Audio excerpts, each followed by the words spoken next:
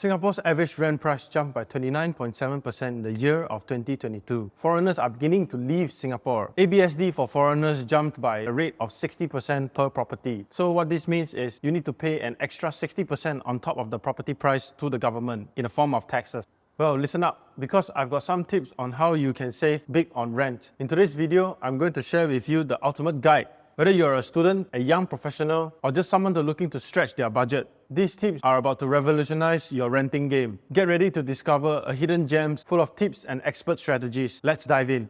First off, let's talk about sharing. Sharing a flat or apartment with someone else can be a game changer. Not only do you split the rent costs and utilities costs, you might even gain a friend in the long-term process. Head over to Facebook Marketplace to find some great room deals. You might even be lucky enough to deal directly with the owner. This way, you can actually save up on broker fees or agent fees. But do take note, be careful of scammers. Just be patient when paying your deposit. Make sure you actually view the unit before making a payment. And make sure you meet the owners. Carousel and Gumtree are two alternative marketplaces, but both Carousel and Gumtree, based on my experience, has more scammers than Facebook Marketplace. HDB flats are also a great option if you don't really care much about facilities, because they skip out on facilities like swimming pools, gyms, saunas, and guard houses. But let's be real, who really uses these facilities? There are tons of awesome public swimming pools around Singapore. As for the guard houses, Singapore is a pretty safe country, so I would say the guard houses are pretty much negligible. You can literally walk at night at 3 AM in Singapore and nothing will ever happen to you. Older buildings around Singapore can be a golden ticket to saving some money. They often come at a lower rent price rate compared to their newer counterparts. Oftentimes, the old buildings will be next to the new developments. The savings can range around from 10% up to 20% compared to the newer development. Because all these newer developments, they actually have newer facilities and state-of-the-art security system, like let's say fingerprint or a iris scanner to take the lift. All this adds up to the total cost of the rent. Let's think outside the box for a moment. Consider living in less popular areas. That's right, I'm actually talking about some developments that are actually further away from town. These places tend to have lower rent prices and lower demand for their unit. You might even discover a vibrant community waiting to welcome you with open arms. All districts also tend to have better hawker centers and better food, since they have been operating for many years in Singapore. Singapore's public transportation is actually best in class. There's literally no excuse why you cannot live in all these other areas. And the most undeveloped area in Singapore,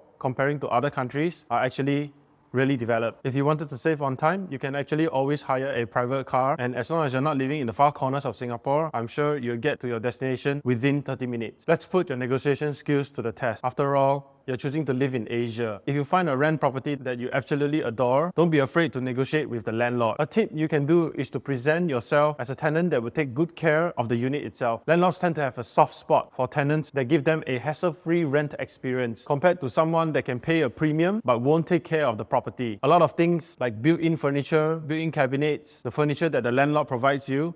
You can also try to negotiate for a longer lease but lower cost per month rent. Tentatively, landlords tend to be more compensating when you are able to rent for a longer period of time. For example, maybe a period of 2 years or even up to 3 years. Sometimes the discounts that they give you can vary up to 10 to 15% of the total rent. The market average rent lease in Singapore is about 1 year. Most landlords tend to offer just 1 year. So if you manage to negotiate your way up to 2 or 3 years, it will be really great, as you can save time not moving houses and actually get a discount on your rent. Building a good relationship with your landlord also increases your chances if you consider renewing your lease. This is very important, as this will actually give you an edge when negotiating your lease. I prevent the landlord from increasing your rent by 50%. Landlords typically have a soft spot for good tenants. Make sure you do your research before starting any sort of negotiation with your landlord. This also helps you to get a good idea of the current market rate, whether is it blazing hot or cooling down. Having some references of other offers can give you a rough idea on what is actually possible to negotiate in the market. Here's a nifty trick. You can explore nearby rentals for cheap prices, sometimes choosing a unit 1 MRT station away from your desired location. You can also do some Googling and research to your regular points of interest. For example, a good travel time is anywhere less than 45 to 30 minutes with public transportation to your frequent locations.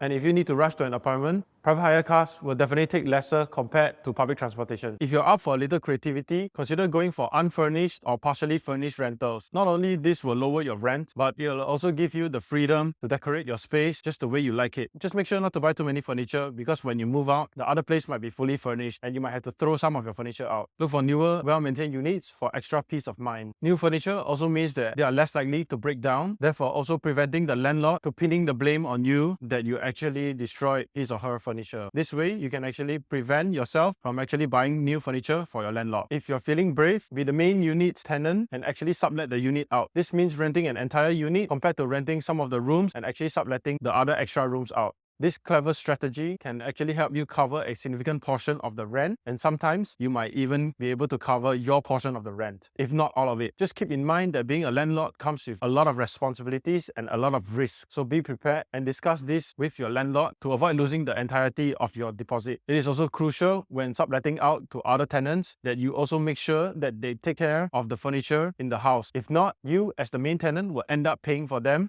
via the landlord deducting the amount from your deposit. Okay, that's all for today, guys. Please let me know whether you like the video. Maybe you learned something new. Give me a like and subscribe. I really appreciate you guys watching, and I'll see you in the next video.